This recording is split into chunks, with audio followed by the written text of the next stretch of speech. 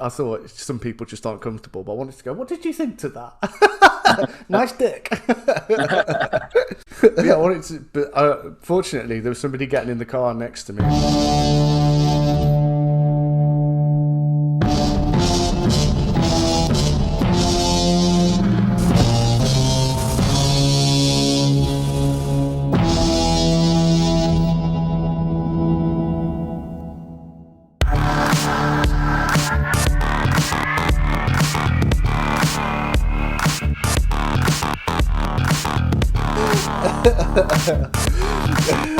Hello and welcome everybody to season 2, episode 3 of the End podcast. I am your host, Matt, aka Marvel Spank on all platforms, and with me today is my glorious co-host, Tim. How are you this week, Tim? Matt, pleasure to be here. I'm doing great. I'm a little bummed to have to talk about this movie, which I did not love. You and me both, my man. I did not hate this movie, but I did not love it, but I'm delighted to talk to you. Well, good. Well, no spoilers, but we this week are going to be talking about Shang-chi. But before we get started, just a little bit of housekeeping to get out of the way. We are on all platforms.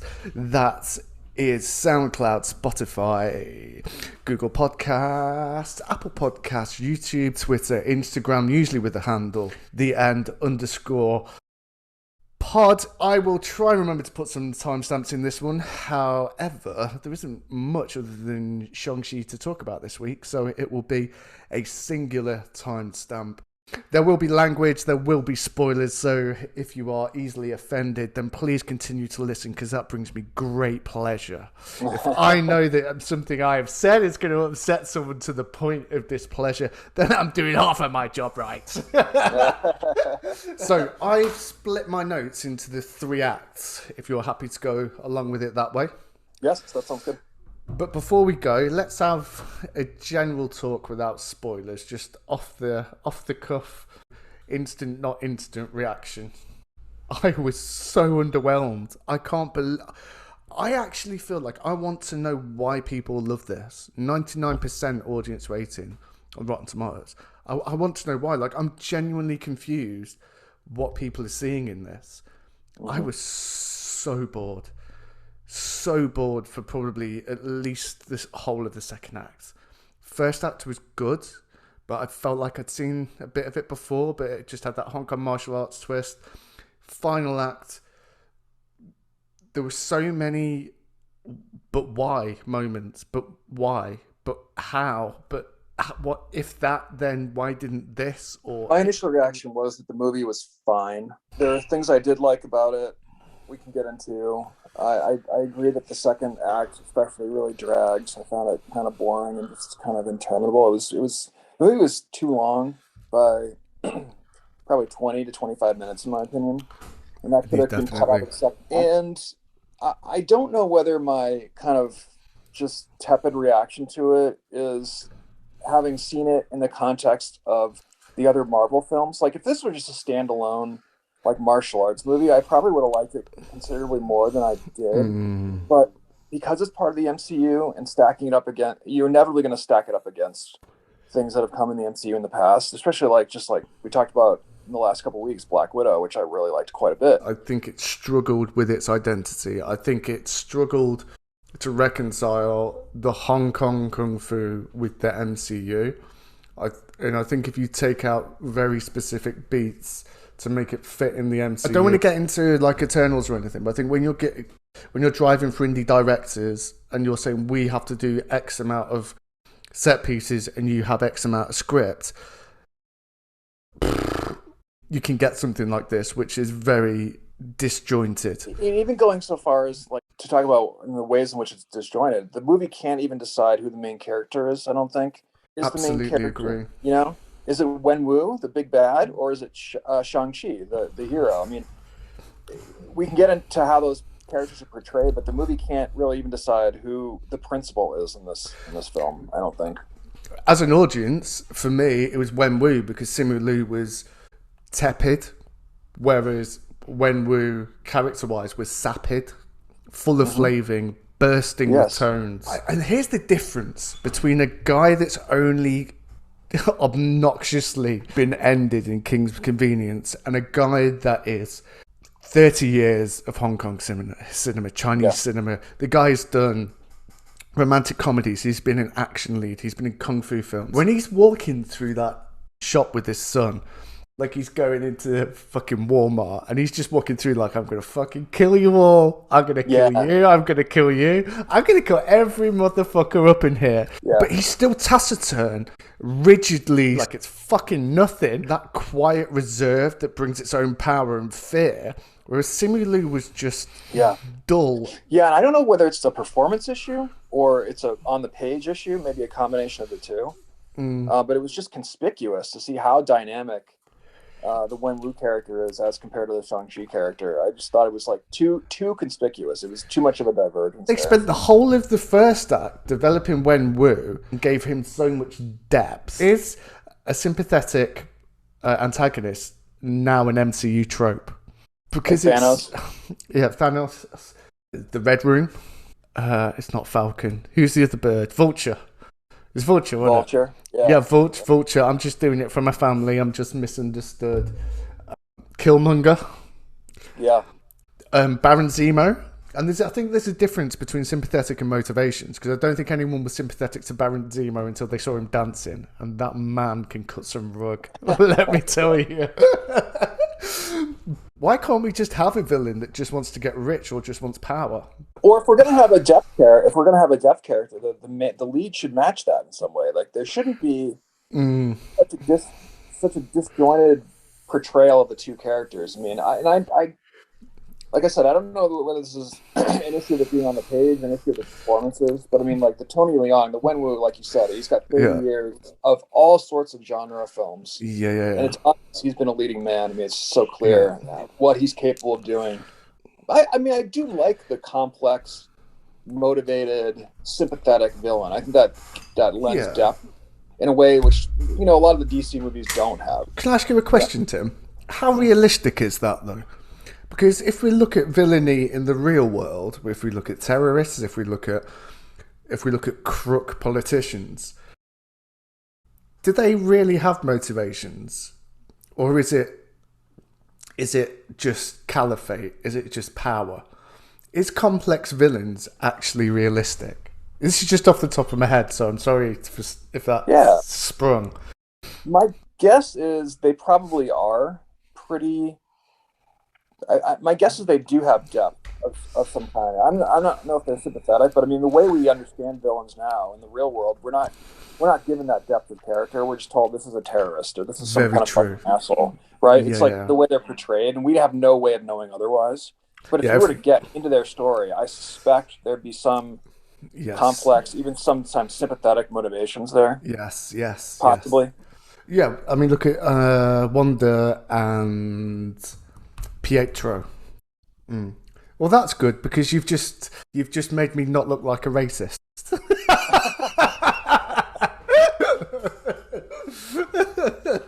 Thank you. I mean, as soon as the words came out of my mouth, I thought I've got to kill the question here. Just you fucking wait, you cunt. And then after I said it, I went, yeah, that could totally be taken out of context. Should probably dial it back a bit with the amount that I'm not sympathetic to Simu Liu, but at the same time, I just feel if you're going to talk the talk, you've got to be able to walk the walk. Yeah. For me, he didn't in this film. Well, what'd you think of the Awkwafina character? I think she was. Well, I tell you what. Let's have the actual dissection of the film, because that's quite intrinsic to how I feel that it passed through the three acts. To start with that, in the first act, I think she was great. She was a great sidekick. She was the call to adventure in herself before the call to adventure, because she was a catalyst. She was a good setting character. Like, she set the world in which he was a part of, because obviously his history would be piece by piece unraveled as in flashbacks as it went on. Her and her family set the world in which this operated in the first act. And to be fair to them, I was critical of it not necessarily being diverse, because it was an American Asian cast, not Asian. Mm-hmm. It was Americans in a film directed and produced by Americans and also by an American studio. However, this owned being an American Asian film from the off. And I think what it did was give cultural insight into what being American Asian was immediately. Fair play to you, kudos, because the big criticism that I perceived that this might have, you've just cut that off immediately. Straight away, you said, we're American Asians. This is what American Asian culture's like. And I liked it. I liked that aspect of it, and I liked what she did in the first act, that's for sure. Yeah. I have nothing really to add to that. I would just be restating what you stated, other than to say I liked her too. I do feel like maybe I'm getting a little bit overexposed. You know, it seems like she's in like every other film that's released she's in. But I really did like her for the most part in this. Although I thought some of like once you get past the first act, the comic relief and it's largely comes from her was a little bit perfunctory. I just didn't think it landed. Like most of the communess did not move me at all. But I thought she was really, really charismatic in the first act, especially. When you have a very precious, precocious relationship like that, why that wasn't used in the battle? Can you imagine? She's fucking popping motherfuckers with that bow and arrow. And by the way, why is bow and arrow such a trope in Eastern films? Yeah. Do they not have Netflix? I've seen enough films, guys. I've seen enough films. You see, you see how these white folk like to do us. The arrows are coming. Everybody get your shields up. Get your shields up. What do you mean we don't have shields? Like, or just get some netting to go over it. Like, seriously, it's such a trope. And it's the same, like, it's a very Disney thing as well, like Mulan, Rayo the Last Dragon. But yeah, like, can you imagine? She's popping people right, left, and center with the bow and arrow. Wow, like, I'm a natural at this. All of a sudden, she takes one in a non-specific place by the shoulder. So she's not dying, but then it puts Shang-Chi into a thing. Is it old life or this new life more important? Like, can you imagine that Snyderverse slow-mo? Of course it's raining as well and something's on fire somewhere. Which is like the biggest contradiction of how he does things. Everything's on fire and it's fucking raining. And then it's him around looking over his shoulder. And then, like, his body then moves around even slower to meet his face. He's looking back at his dad as he's about to punch with the 10 rings to get through the dragon scales to release the beast. And she's like, no, Sean. But, oh, no. And this is it, right? The whole film, she can't get his name right. The whole film. And then she says, no, Sean. That's more important. What a bollocks in your fucking belly moment that would have been. Do you know what I mean? The film in the first act sets up so much, but it doesn't use it to any effect. Like, it feels like the whole first act was foreshadowing that never shadowed anything. It was just all fore. It was similar with the sister. Like, she's just another set of legs on the battlefield. Yeah, the sister raises an interesting kind of like weird thing about the moral calculus of the film. So, for instance, we're meant to think that Wen Wu was abusive for putting Shang-Chi through all that training when he was a kid. Yeah. But then we're also supposed to think that he's like misogynistically abusive for declining to put the sister through the same training. Well, it's like, well, which is it? Yeah. You know? I think that's why there's a bit of a dichotomy between different parts of the films. They are trying this whole Hong Kong kung fu, but you're also trying to weave in the lightheartedness of the MCU. Yeah. And then you have to have the final set piece. It was almost like they said, first act, this is our MCU opening, but we're going to put in some wicked fight scenes in it. Second act, that's all going to be indie. And then the third act, that's just going to be set piece. Because we're not splicing it in, and you need your 45 minutes, but we can't give you that in the final act, so you're going to have to just direct the middle of the film. That's when you get control of it. Also, in the first act, I think the best fight choreography happened. So awesome. The cinematography was very hit and miss, but What it did in the first act was the camera position and the scrolling, especially on the scaffolding fight, especially on the bus fight, was on point. The way it moved through the scene, and it was very close-up shaky cam without the shaky cam, if you know what I mean. Yeah. And I think that was lost completely in the final act. Within 10 minutes, he's broken cover. Did he do it a little bit easy? Yeah. The first sign of trouble, he was like, okay, fuck it, let's go. I guess so. It definitely was abrupt. I'll say that. There was no attempt to hide that at any point. Nobody has any inkling whatsoever. Any chink in the armor, right? He just gives the whole ball game up. Yeah, completely. That bus scene was so cool. The one thing was kind of interesting. I don't know. Was he in one of the post-credit scenes? Am I mixing that up? Post-credit scene comes when Wong appears and takes them into the room. It wasn't Professor Hulk, it was Banner, and it was an old-looking Banner as well. They intentionally grayed him up. I think there was dating apps for people that have come back after the blip. The grey hair wouldn't have canonically fit anyway, would it? It was very clear that Banner had aged. So that was the first clue. The one thing that really stuck out to me in that little scene where Captain Marvel, she kind of like, oh, I got to take care of this, and kind of just blips off the screen, just like she did in, was it Endgame she did that? She kind of like just did the entire movie, and I was like, okay, wink and a nod or something, or it's sort of like maybe cliched at this point that she does that. Yeah, I took it as like, you know how Batman does it to Commissioner Gordon. We don't even know how far down the line that the restaurant scene was from the comings and goings. That was a really cool scene though. The two characters palling around. And what I hope they don't do is they make it romantic, because the chemistry of just having them platonic. And I couldn't really tell towards the end, like whether it was it transitioning from platonic to something romantic? Like, weren't they're holding hands at one point, or at least she's got her head on his shoulder?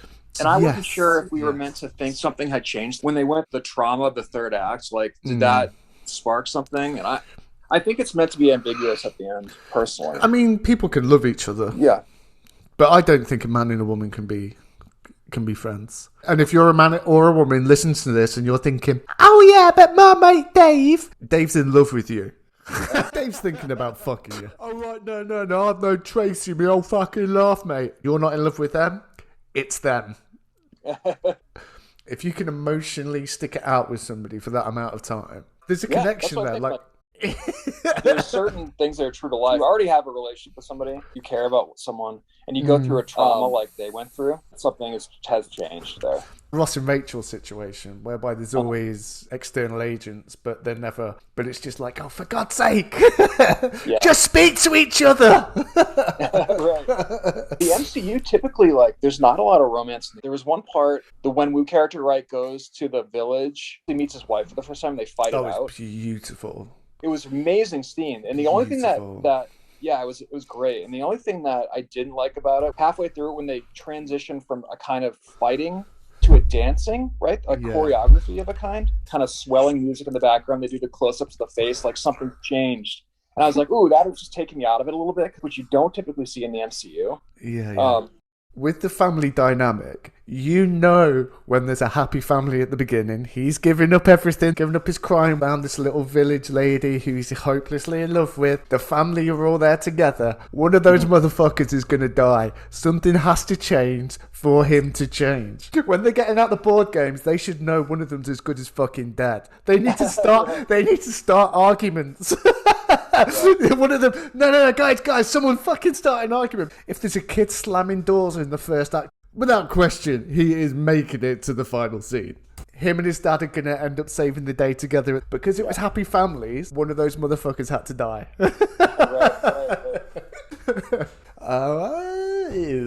So, second act, Tim.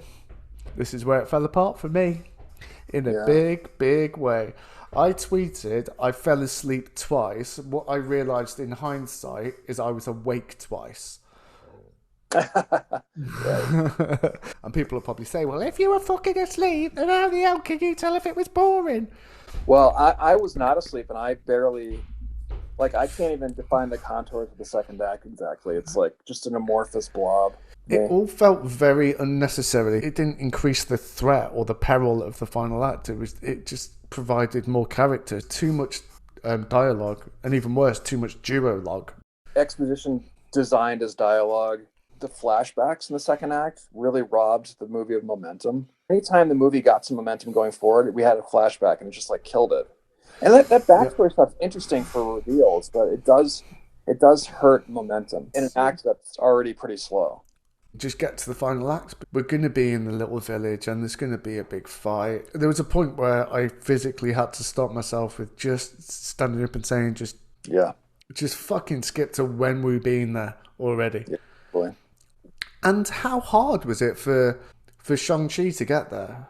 Like, it was, they had to wait for a specific moment with that little Furby character. Right, And then the other right, guys right. just turn Although up. I have to say that forest labyrinth thing was kind of cool. Yeah, it looked good, didn't it? That did look It good. really looks really good. But yeah, it was definitely interminable to get them to that Trevor final. Slattery. I liked that he was in it because it was a nod. They definitely said in All Hail the King that the Mandarin wanted to speak to him. But then when Wu completely dispossessed himself of that moniker, saying it was what the West gave him, and they named him after an orange. So I think that's the way it went anyway. So I felt finding him in the prison cell was enough. How that fed into the final act was just bizarre. Yeah, yeah. I just didn't see a point beyond if he's going to make a cameo in that respect, like in the Yeah. prison cell. That's one thing, but I didn't feel like the character served any purpose, either character-wise or plot-wise, going forward, other than to have Morris, who's the one who gets them through the maze. But I mean, you could do Yeah, that. There's a million ways you could have accomplished that. You don't have to have absolutely. that character for 45, like 50 minutes of the movie. So that serves basically no discernible purpose, in my opinion. How about this? They take Morris and they said, we don't need you with us. Chances are we're going to get you killed. You can go now. You're free. Tony Slattery turns round and says, all my life, I've been an addict. I've been a fool. I've pandered to other people's expectations. This is the first time I've ever been able to be myself. And then he just walks back into his cell. That's a powerful moment. Yeah, And a great end to the character because he was still funny, but he actually felt quite heartfelt, like he'd been on this journey and he'd finally found himself with yeah. with the dippiness of it. That would have been a cool scene, but the whole monkey thing, the monkey on the horse thing, I liked that that conversation. And then when he said he was acting when he was lying down pretending to be dead, Yeah, I was just, what? Like they, that cause, that that made me chuckle, I have to yeah, say. but it It's was so just weird. kind of like we've carried this guy to the final act, and now we need to do something with him. Yeah, I exactly. mean, I would have killed him Yeah, that would have been like kind of a cool. like a Helm's Deep moment. And I mean, we're on the final. Let's go to the final act now. That is one of the poorest army versus army battles I have ever seen. There should have been more people on both sides. They should have focused on the battle. Look, Thor Dark World gets criticised a lot, but that opening scene, when you focus in on character versus character, it makes it more visceral. Like the camera was on a wire. You never saw anybody die. Playing, it was like the airport battle in Civil War where they were all pulling the punches. Who was the guy with the machete arm? Oh, I don't know what the character's name is, but I know who you're talking about. Yeah, Knife hand or something. He was yeah, a really shit yeah, M'Baku. totally. And that is the exact... Look at the Black Panther end battle. Perfect. You saw the scope of it. The armies battling each other. Zoom into actual people and you can hear them talking and wincing and being killed. That gives it gravitas. Same thing with Infinity War, again, in Wakanda. When he met his wife, very performative, but it felt intentionally performative and you Yep. suspend disbelief. The battle Yep. scenes are very performative, very theatrical. What I didn't understand is when Wu seems to give up the 10 rings a lot of the time, and when I couldn't suspend disbelief, is when the performative nature of it meant that I have the rings, now I'm going to give you the rings back. No, I've got the rings, now you've got the rings. And it just felt, well, now you've got them, stop dancing around and kill him. And Yeah, another thing, Tim, me old mucker, they're having this big battle to stop Wenwu getting to the dragon scale cave. And they forget about him. He's just like, just going around the battle, got to the and dragon cave. he's smashing that cave wall with Oh, for the so ring, long. and no one seems to notice. Yeah, no one cares. Yeah, Until the things are flying out, and then it turns into a kaiju film. yeah. Did they foreshadow the dragon under the sea? Under the sea, mate. I don't remember. I don't remember it. The dragon in the sea, he was unfortunately in a trailer I saw, so I was Yeah. not surprised. It was a little bit Deus Ex It Machina. was a little bit, yeah, yeah, totally, totally. Again, with all the flashbacks, I don't know, maybe there was just so many, maybe it was a part when I was actually asleep. But if they'd have told of a great protector, this glorious dragon, you know, a kind of like a watcher thing that only gets involved when he has to. Shang-Chi goes underneath the water and pleads with him to help them when it's just the little ones. The dragon just goes away because he's like, look, dude, you can deal with this. It's just a few little dragons. But then when the big dragon comes out and it's about to kill everybody, go into the world, and then the dragon comes out because it's like, I should be writing scripts, shouldn't I? Or maybe I've just seen too many films that I'm just coming up with the most obvious tropes. That's stuff that would get you excited. That's stuff that gets kids excited because they've not learnt of the tropes yet.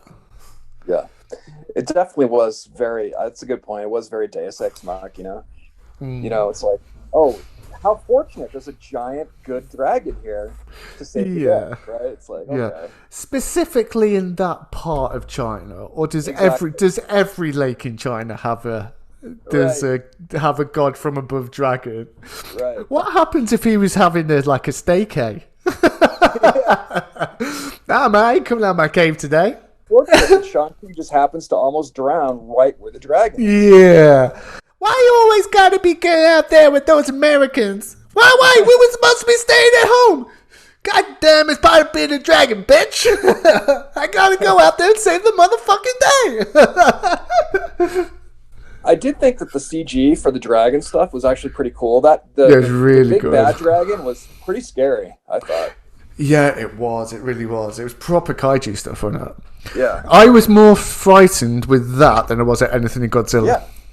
It was terrifying, and the battle was good as well. I have to say, really good. I felt the texture on the skin. It looked all sort of oily and scaly, like you could slip and slide down its back. And I liked at the end where the battle's over and the dragon lands, and then it was Shang-Chi and might have been, was Katie on the dragon too? I forget who else. Was the sister on the dragon at the end? Climb off the dragon's head and they step on its eye, and the eye kind of jiggles a little bit. There's little textures in there that made it feel yeah. Xiling was so sexy. Yeah. So sexy. So sexy. Although I was a little I thought the Fight Club thing where those two fight was a little underwhelming. I didn't love that. It was like the scene in X-Men Apocalypse pushed into Falcon and the Winter Soldier.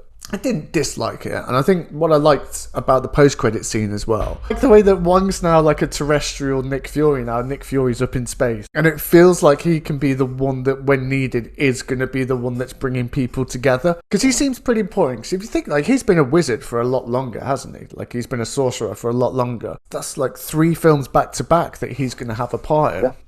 And I would never have thought Benedict Wong was going to be that. But he's a cool character. Anything with more Wong is right by me.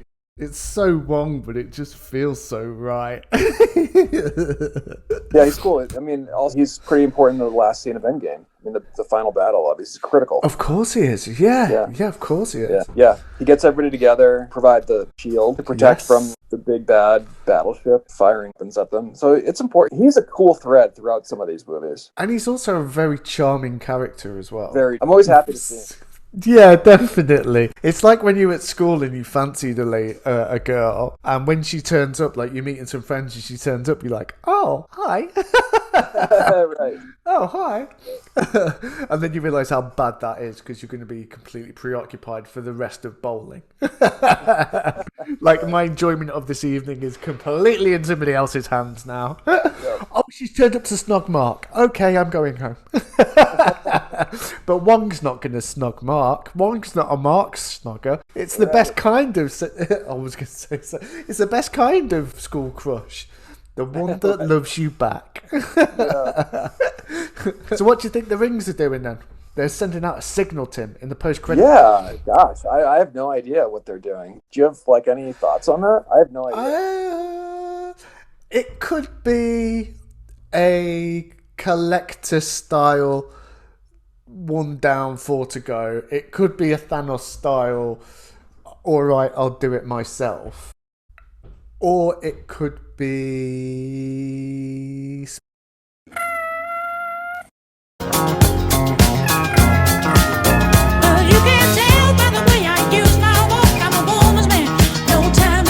Celestials are coming, aren't they? The Deviant, the signal's going out to the Celestials. I mean, as we said, it's fiction. It would be folly to guess. Anything's possible at this point. Well, one of the things I kind of a criticism, which they may have answered in that after credit scene, was we don't really have any sense of like what really the rings are. We don't really know anything about them. That helps preserve the mystery of the after credit scene, you know? As a beacon, it's like, well, we don't know anything about them. It really does preserve the mystery. And I thought at first, it's like, well, if it's the legend of the 10 rings, we don't really know anything about the 10 rings, anything about the legend of the 10 rings. After watching this 2.5-hour movie, we still know nothing about that, really. Yeah, they might as well have called it From the Book of Saw. I don't have very much else to say, Tim. Is there anything you'd like to add? Not really. Really fun to watch, but it did drag in certain spots, and I think does not stack up really well to many of the solo MCU movies. But if you just stuck it just in a vacuum, I thought it was a pretty fun movie to watch. I'd agree with you completely. Just fine. Yep. Just fine. That's all it is. It's fine. People universally seem to love it, and I want to know why. I know. What is it that makes people love this film? I think there's a desire to be part of it, and for that to feed into whether people like it or not, or how much people like it. Like, I doubt that fact is going to make a person who didn't like it, but I do think someone who's maybe on the fence or does like it a little bit is going to be more inclined to say they really, really liked it, to be part of that sort of zeitgeisty moment. Do you know what I think is going to happen? Everybody that watches it in the first 24 hours, which we did, has a vested interest in going to watch it. We'll have a very different picture in 2 weeks' time when there's been such a rebuttal to it's going to be the first one that flops, it's not going to go down well in China. Is there a capability through the community to accept that this isn't as good as what they hope for? Well, I'm done if you are. Yeah. Okay. Well, good. As always, Tim, that only leaves me one thing to say. We have been, and this is the end. Bravo. How long did that go on for? Was that a long one? It felt like it went really quickly.